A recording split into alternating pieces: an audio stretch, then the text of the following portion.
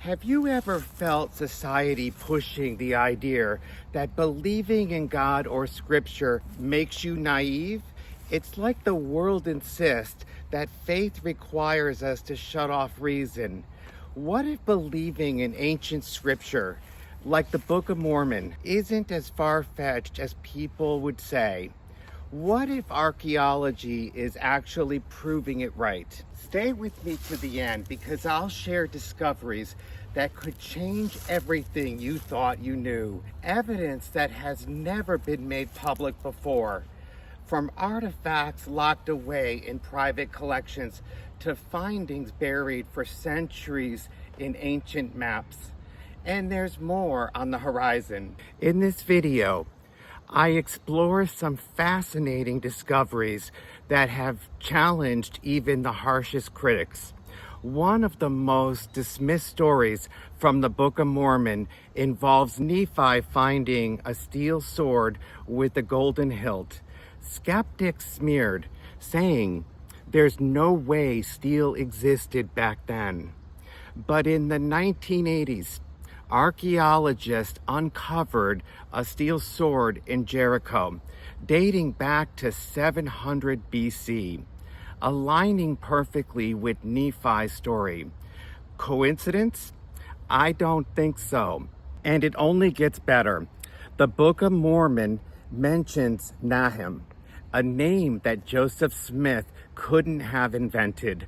When the book was published in 1830, no known maps in America contain such a name. But today, where European maps from the 1700s confirm that Nahom existed, right where the Book of Mormon said it would be. Joseph didn't have access to these maps, so how could he have possibly guessed it with such precision? Let's turn to another remarkable detail. The land of Bountiful. This is where Lehi's family stopped, a place described as lush with fruit, flowing water, and honey. Critics scoffed, saying, nothing like that ever exists in the Arabian Peninsula. But today, a tropical region along the coastline of Oman matches the Book of Mormon's description perfectly. It's now a vacation spot for royalty, yet it holds evidence that proves the ancient journey wasn't just a story. And there's more. Just as the Book of Mormon describes, an ancient port city called Kororori once thrived nearby, trading in wood and metal. These were precisely the materials Nephi needed to build a ship. Critics said it was impossible, but Kororori existed exactly where the Book of Mormon places Bountiful. This discovery alone challenges the notion that Joseph Smith could have fabricated these details. This isn't just about proving skeptics wrong. It's about something deeper, a bridge between ancient scripture and modern evidence. The more I've studied, the clearer it becomes. Faith and reason don't stand in opposition. They strengthen each other. Through the research of archaeologists and scholars, we continue to uncover new evidence, testing the Book of Mormon's claims one by one. Every discovery brings us closer to understanding what ancient prophets like Nephi and Lehi recorded, and challenges everything that critics have said for almost 2 centuries. But here's the most exciting part. This is just the beginning. The findings so far will change the way you see scriptures, and I'm not asking you to take my word for it.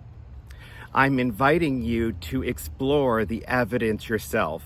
Stay with me till the end, because I'll show you something extraordinary.